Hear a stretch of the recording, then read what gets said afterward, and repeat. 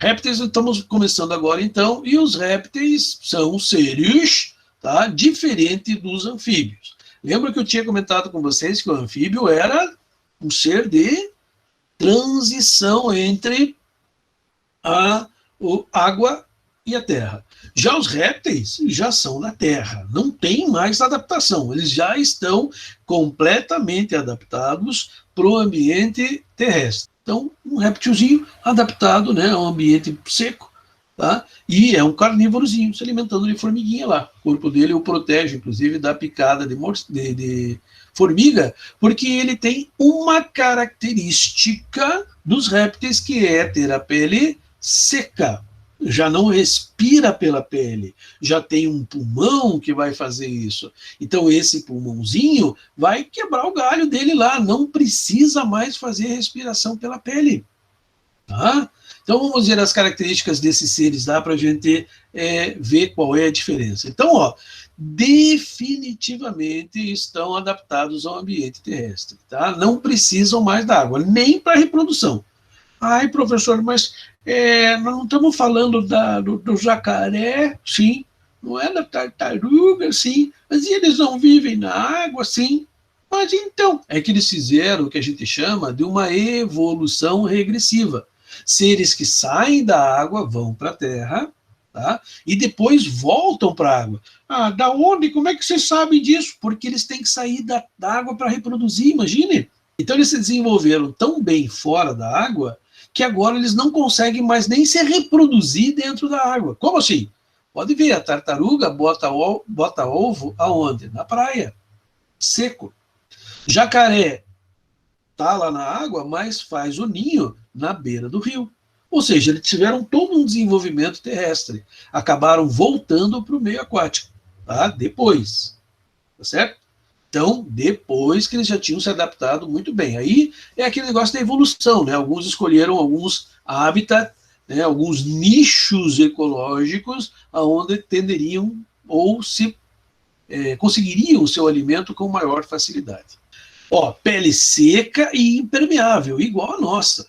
A nossa ainda tem algumas glândulas, né? Ele não tem glândulas na pele, é sequito ou sequito, tá certo? Ó, pele seca e impermeável. Ovos com casca. Então agora os ovos já têm uma casquinha que o protege, né? Então o que acontece? O ovo pode viver fora da água. Ele já tem a quantidade de líquido suficiente lá dentro para o desenvolvimento do embrião até o seu nascimento. Não precisa mais da água. Esse ovo com casca, ele é muito, mas muito importante que vocês saibam e guardem no desenvolvimento dos répteis, porque isso aqui que permitiu a independência, era isso aqui que estava faltando para que eles tivessem uma independência completa da água. Agora não precisa mais da água, nem para sua reprodução. Um pulmão eficiente, como eu falei para vocês, a fecundação é interna, eu já falei que a fecundação interna é muito legal, por quê? Porque ela diminui a quantidade de espermatozoide, ou seja, da energia para produzir o espermatozoide, para ele encontrar o óvulo.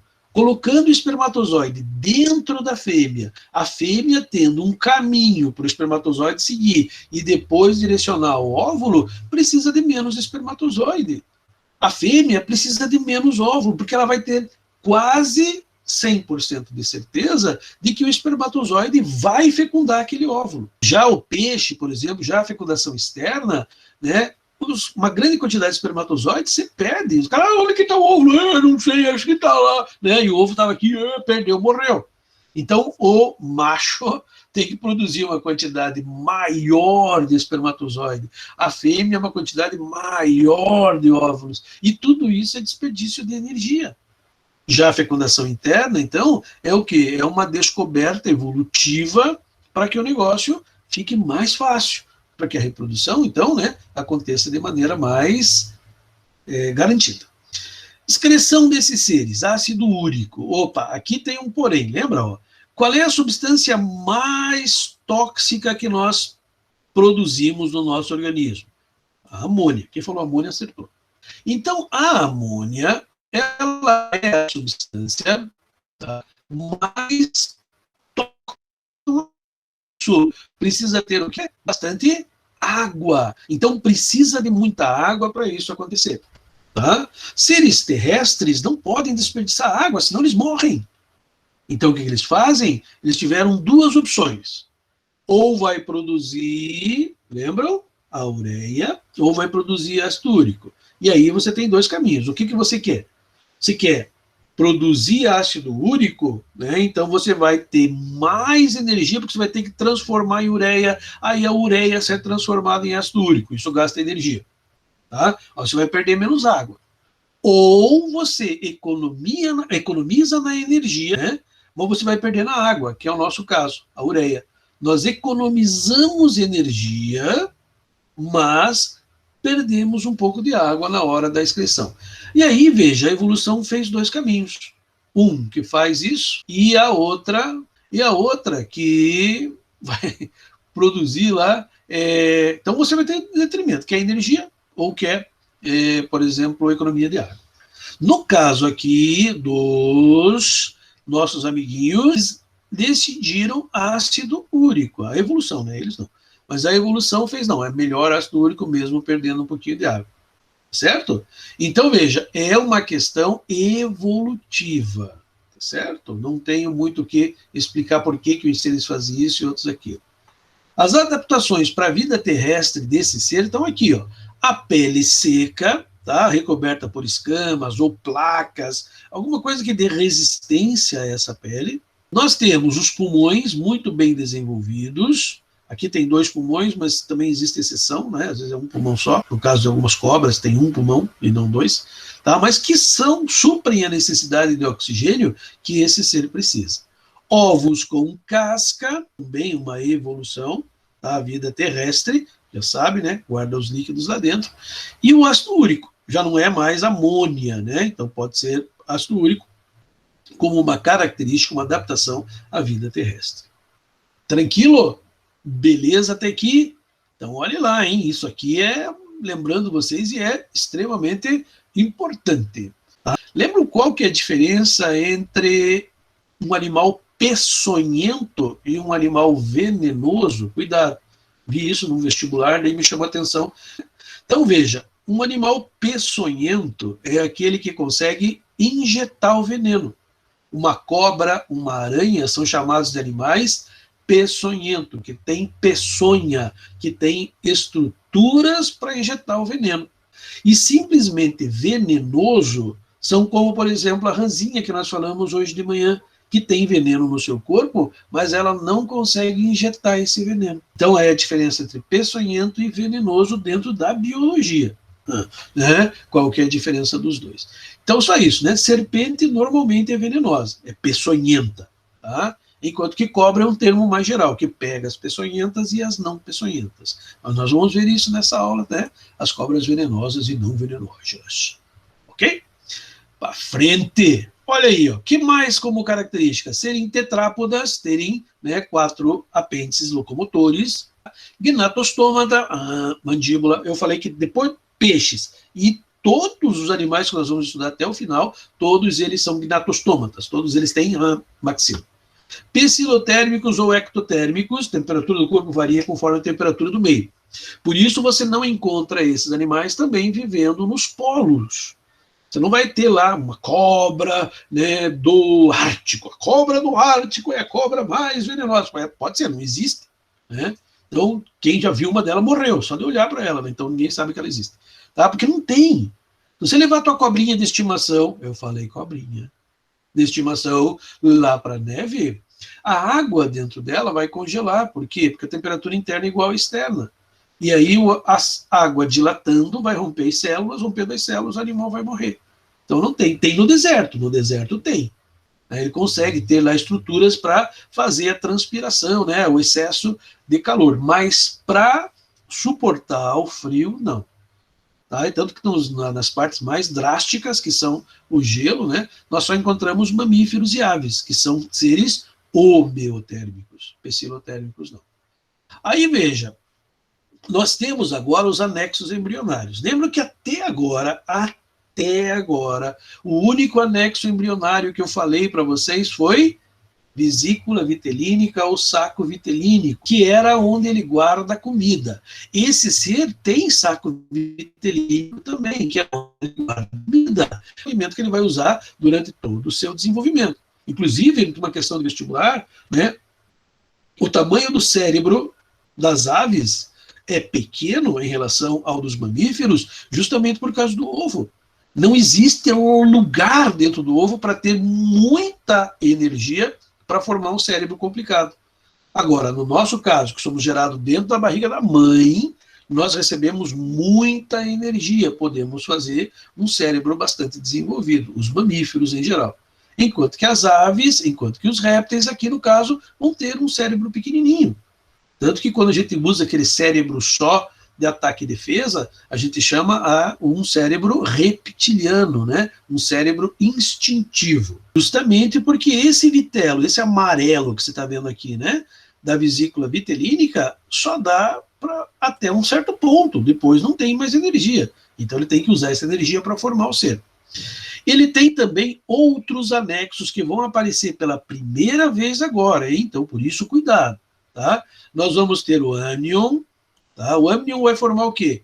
Aquele líquido amniótico da mãe, né? Quando a mulher fica grávida, os mamíferos também têm isso, né? Eles têm um âmnion e o âmnion produz o líquido amniótico, que é onde o nenê fica lá flutuando aquele líquido amniótico dentro da barriguinha da mãe. Aqui também tem, tá? Observe aqui no desenho do ovo, aqui, né? Olha lá, aqui está o embriãozinho, ó. Esse aqui é o embrião.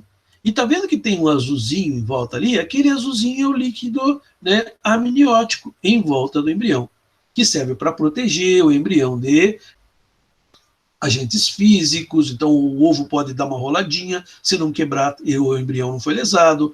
Serve para dificultar, né, que esfrie demais, mesmo que ele não tenha controle, né, do seu corpo, ou a fêmea está lá, ou o macho estão sempre em cima ali, aquecendo o ovo com as suas penas, ou pelo menos não deixando ela gelar, né? Então eu fico ali cuidando do ovinho e tal. Os que cuidam. É por isso que muitas vezes o jacaré faz um ninho na lama, porque a lama é material em decomposição, e material em decomposição gera calor. É um pouquinho, mas gera, né? Então mantém ali, né, o líquido amniótico.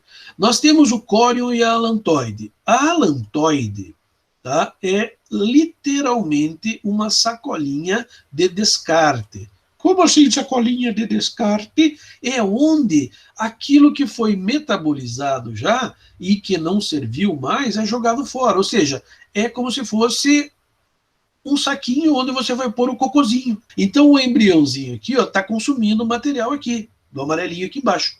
E sobra algumas substâncias que não podem ser absorvidas. Ele joga aqui para dentro da alantoide, tá? E vai guardando aqui aquele material que não serve mais. Mais ainda, a membrana que está aqui da alantoide, aqui em cima, junto com o córeo, que é uma membrana mais externa, que envolve tudo isso, tá? Então o córeo envolve tudo isso aqui. Ele tem a função também de fazer as trocas gasosas. Então o córeo e a alantoide são responsáveis pela troca gasosa. Só a alantoide responsável por guardar os catabólitos dentro do ovinho. Então, esses são anexos embrionários. Anexos é o quê? Aquelas estruturas que surgiram a mais para poder permitir a vida dentro de um ambiente fechadinho que nem o ovo. Mas, professor, uma casca de ovo permite as trocas gasosas? Claro, como é que iria sobreviver se não tivesse oxigênio? Então, na verdade, o ovo ele é todo perfurado, a casquinha do ovo é cheia de poro. Ah, mas se é cheia de poro, como é que não vaza? Porque existem essas membranas aqui em volta. O córion tem uma membrana que você tem aqui, tá? Nós temos uma segunda membrana, né? Que vai estar coladinha na casca do ovo, aqui, ó, coladinha na casca do ovo, e que não deixa com que água entre, se chover em cima do ovo, né? Ou, por exemplo, que saia as coisas aqui do ovo, tá? É uma membrana semipermeável, que nem uma membrana de célula. Permite que alguma coisa saia e outras não. Então, essa é a finalidade dos anexos embrionários. Tranquilinho? Mais um pouquinho. Classificação desses seres. A classificação desses seres é muito fácil. Então, ó, os répteis, eles têm, o réptil é uma classe, né? Então, a divisão da classe são as ordens. Ele tem 3 ordens, tá? Que são muito conhecidas pela gente. A primeira ordem é a ordem dos quelônios. A ordem dos quelônios, você já sabe. Então está aqui, ó. Tá? Os quelônios. Nós vamos ver os quelônios daqui a pouquinho. A segunda ordem que nós temos é a dos crocodilianos, tá? A ordem dos crocodilos. Tá? Todos os crocodilos aqui do Nilo, aqui da Amazônia, né? Todos são crocodilianos. E os escamados, olha lá, ó, ordem escamada. Ela tem duas divisões que depois nós vamos ver. Os escamados nós vamos ter as cobras e vamos ter também os lagartos. Então, essa ordem escamada envolve os lagartinhos e as cobrinhas que vocês estão vendo aqui, né? Viram a notícia, não? Que apareceu agora do rapaz lá que pagou, acho que 7 mil, 8 mil reais numa cobra, né, que veio da África lá, e a cobra mordeu ele, quase morreu, porque no Brasil a gente não tem soro, né, contra cobras exóticas. Uma família gastou mais não sei quanto só para importar aqui para poder salvar a vida do filho, né? E ele perdeu todas as cobras que ele tinha. Era um estudante de veterinária que tinha várias cobras exóticas, o que é proibido no Brasil, sem você ter uma licença do IBAMA, né? Você ter. E se fosse ainda da nossa, era pior ainda, ia dar cadeia. E ele acabou quase morrendo por causa de uma cobra exótica. Então, olha lá, hein? Tá? Então, esses são os escamados. Tranquilo? Então, ó, de novo, quelônio, tartaruga, jabuti, né? Crocodilianos, crocodílios e escamados, cobras e lagartos. Ok? Tranquilo? Vamos começar a ver um pouquinho de cada uma delas, o que caracteriza cada uma delas. Então, a ordem quelônia. A ordem quelônia é aquela das tartaruguinhas, né? Então, o corpo com carapaça, dorso e uma carapaça ventral. A carapaça ventral, né, que ela tem aqui embaixo, a carapaça de cima, e a ventral aqui de baixo. Tá? Ele não sai de dentro da casca, isso aqui é como se fosse uma proteção em cima da pele, né? E que vai fazer com que ele não consiga sair. Existem músculos aqui, músculos eu falei, né? Nervos, isso que eu quis dizer, né? Músculos e nervos ligados a essa carapaça. Então, veja, ele não sai, que nem desenho sai aí de dentro, né? Isso aqui é uma proteção do próprio corpo. A cabeça normalmente é colocada para baixo, as perninhas meio que recolhidas, né? Mas ele não tem como sair daqui. Isso aqui cresce junto com ele, é vivo. Não é que nem inseto, que vai trocando lá as carapaças, né? Então aqui nós temos um jabuti. O que caracteriza o jabuti? O jabuti se caracteriza por ser terrestre. Como é que eu sei? Pelas patinhas da frente e de trás. Ó, patinhas com unha. Unha é legal para andar na terra, tá? Nós temos o cágado, que é, por exemplo, ó, uma patinha aqui que serve para nadar e a outra que serve para andar no seco. Então ele tem as patinhas de trás para nadar, né, tem a membrana interdigital, e as da frente para ele escalar. Então esses são os cágados. E as tartarugas, que têm tanto os membros da frente como os de trás, próprios para nadar. Essa é a diferença, né? Assim, mais ou menos, tá? Que você tem entre jabuti, cágado e tartaruga, tá? Esse cágado aqui, por exemplo, é chamada de tartaruga tigre. Então veja, o nome comum dela é tartaruga tigre. Certo? Então não é uma classificação desses seres. Então, ordem quelônia, beleza? Temos agora a ordem squamata, né? Então, nessa ordem squamata, nós vamos ter lá, deixa eu só voltar um pouquinho, eu sei que vocês querem ver essa foto ali, né? Mas lá, escamados ou squamata, é a mesma coisa. Escamados, squamata. Então, nós vamos começar a ver essa ordem, né? A ordem squamata. Tá? Ela tem duas subordens. A primeira ordem que nós temos é a subordem Ophidia. Ophidia, o que é? Ophidia são as cobras. É só lembrar do Harry Potter, que falava a língua das cobras. Ele era um ofidioglota, né? Ofídio, né? Glota, falar a língua das cobras. Tá? Olha que legal, aqui o cara está usando, né, as cobras para fazer uma limpeza narigal, né, gargantal. Tá? Então está passando ali, né, as cobrinhas passando lá. Então, ó, a ordem Ophidia é das cobras, em geral, e as serpentes incluídas dentro, que são as venenosas, como já tinha sido perguntado ali atrás. Né? Elas não têm bexiga urinária. Tá vendo? Ó, a cobrinha não aprende a fazer xixi no jornal. Não tem jeito. Ela não tem bexiga, ela não consegue guardar a urina. Assim que a urina se forma, ela sai para fora, né? Ela sair para dentro é complicado, né? Então ele faz xixizinho lá no ambiente. Então aqui alguns exemplos, né, de ofídio, né? Então vocês estão vendo uma pequena cobrinha aqui, né, sendo segurado por todas essas pessoas que não tem mais o que fazer na vida. Então alguns exemplos, né, de ofídio. Nós vamos falar um pouquinho mais dela na sequência aí. Ó, essa seria a subordem ofídia da ordem Squamata, tá? Cuidado, no vestibular normalmente aparece assim, ó, Squamata, certo? Vamos para frente. Aqui, ó, os tipos de passaria um pouquinho, né, já entraria mais na parte, né, mas que não seria do ensino médio. Mas o vestibular cobra isso. Então, vamos lá, vamos falar também, não é difícil, tá?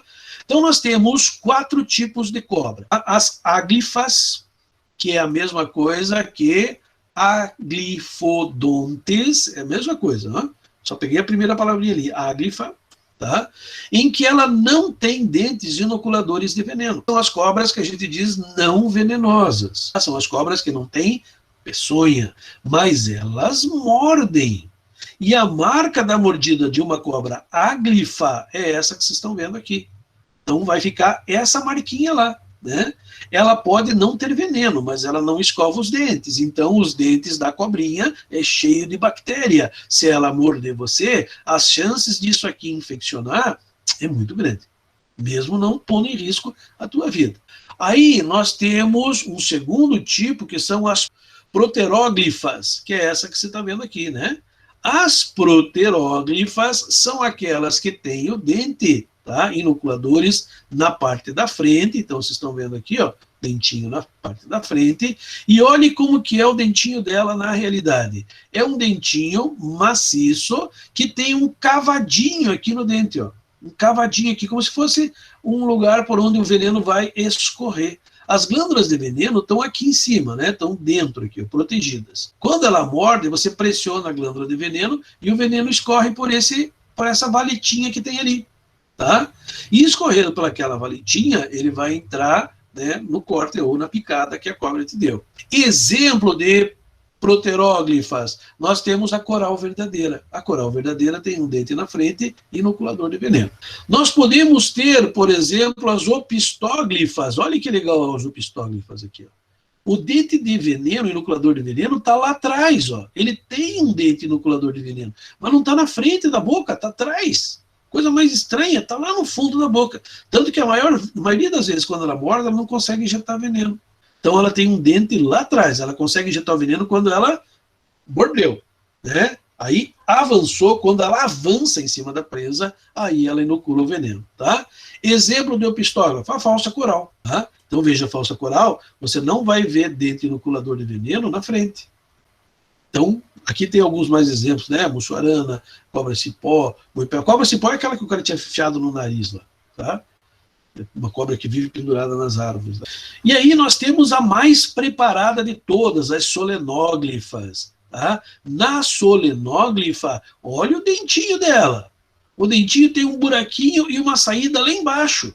Então é como se fosse uma agulha de injeção, né? O veneno vai descer por dentro do dente e vai sair lá na parte de trás. Essas são as mais perigosas. E a mordida aparece assim, uma mordida meio retona, né, que vocês estão vendo aqui. Então, quando a gente leva alguém que foi mordido por cobra no médico, normalmente ele quer saber que cobra mordeu. E se você não capturou a cobra, e também não vai dar uma demetida lá tentando pegar a cobra sozinho, você também vai ser mordido, né? Então, o que acontece? Se você não tiver experiência, não saber manipular a cobra, então não dê uma de despertão lá, que senão você se ferra, né? Então, o que vai acontecer? Tá? Ele vai perguntar, se você não souber, ele vai examinar a mordida. E se mesmo assim ele não conseguir identificar, ele vai dar lá um coquetel de soros, né, de todas as cobras. Mas o ideal é que você saiba qual cobra foi.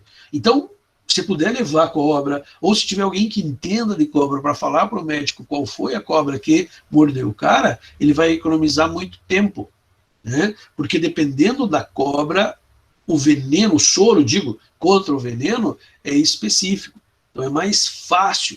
E você não vai tomar uma dose. Quando você é mordido por uma cobra, você vai tomar umas 10 injeções num determinado espaço para neutralizar lá o veneno dentro do teu corpo.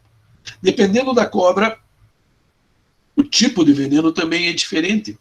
Tá? Ele pode ser necrosante, vai necrosar o tecido, tem outras que são neurotóxicos, que vão atacar os nervos. Então, depende muito da cobra que se está falando.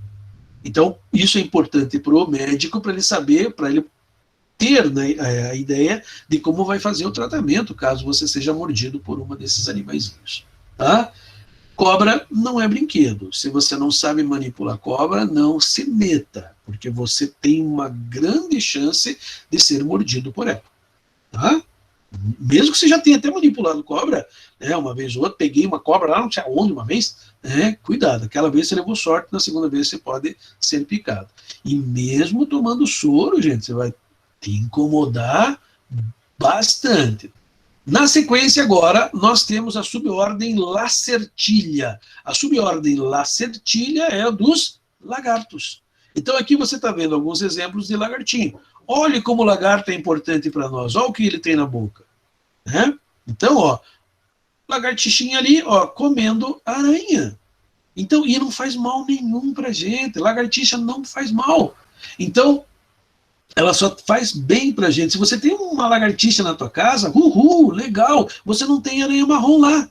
Porque se você tiver aranha marrom, ela comeu tudo. Ou se tivesse. Né? Ela come mosca, ela come barata, então ela só nos faz bem. E tem gente ainda que, uma lagartixa, está correndo, quer matar a lagartixa, né? Aqui nós temos um outro exemplo, né? O camaleão é legal, o camaleão é na boa, vive lá na dele, né? E muda a cor do seu corpo conforme o ambiente. Se tiver verde, ele fica verde. Se tivesse vermelho aqui, ele era vermelho. Né? Então ele tem a capacidade, ele tem células que conseguem mudar a cor conforme a cor do meio. Ela tem células que têm espelho. Então, ele espelha a cor, né, onde ele está, e elas produzem um pigmento, elas são células especializadas para imitar essa cor espelhada que ele vê. Então, esse é o nosso camaleão. O camaleão também se alimenta de insetos, né, ele tem uma língua protrátil, muito parecida com a do sapo, né, em que ele lança a língua bate na presa e volta para a boca. A presa fica grudadinha na língua. Então, vem para dentro. Tá?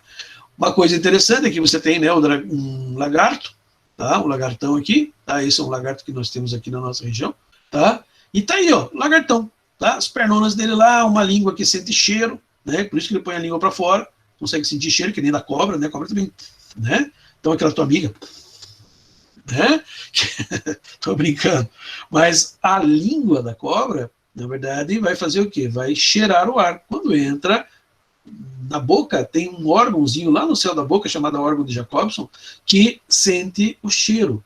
Então é por isso que eles põem a boca para fora e põem a língua, digo, para fora e recolhe, porque eles sentem cheiro do ambiente. Fora isso, a outra ordem que nós temos é a ordem crocodiliana, né, os crocodilos. Olha aqui o tamanho do crocodilo lá na Amazônia, olha que legal, né? Não sei se essa fotografia é de verdade, tá, gente? Não sei, mas olha lá, o lagartão ali, cheio de gente em volta, né? Na verdade, o crocodilo ali, ok?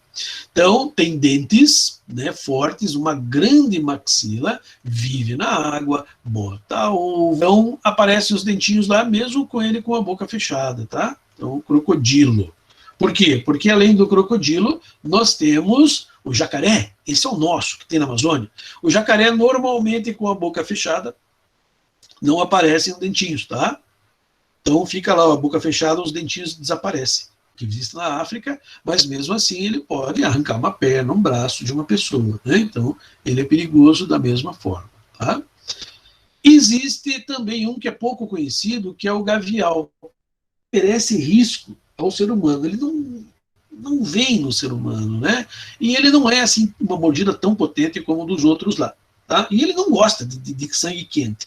Ele gosta de peixe. Então ele tem essa espada aqui, né, que ele usa para capturar peixe. Ele balança ela no cardume e normalmente alguns peixes acabam entrando, né, nesses dentes que ele tem para fora, como se fosse uma fisga para se alimentar. Então essas são as ordens dentro desses seres. Tá? Então, se não tiverem mais nenhuma pergunta, meus adorados alunos, um grande abraço, tchau para vocês.